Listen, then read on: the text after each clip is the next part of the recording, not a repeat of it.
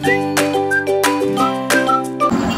morning everyone, ito na naman po nagbabalik si Jumong. Ito nga po umaga na bibili po ako ng gamit na gagawin nating project.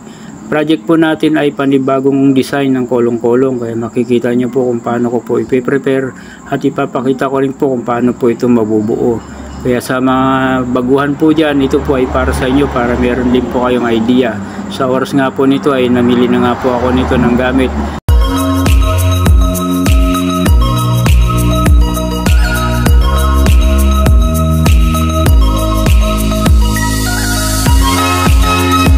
At ito nga po, inumpisan ko na po kaagad para malaki-laki na po yung magagawa agad ng ating project.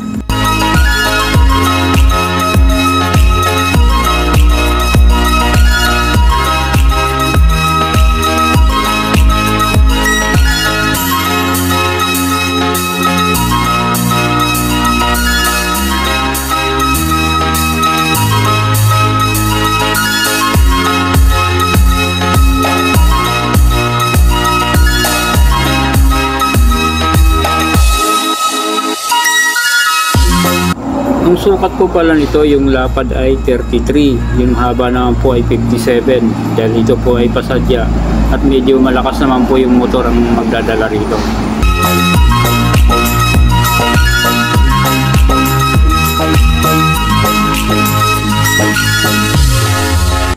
Ang size po ng tubo na gamit natin ay D-media, ang schedule po nito ay 40.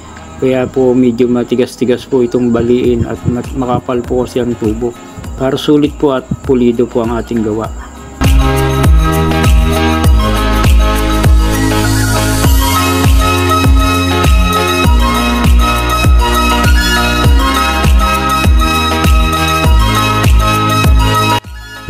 At ito, inabot na nga po ako ng gabi, kaya kinabukasan na naman po natin ito itutuloy. Abang-abang na lang po sa inyong mga taga-subaybay.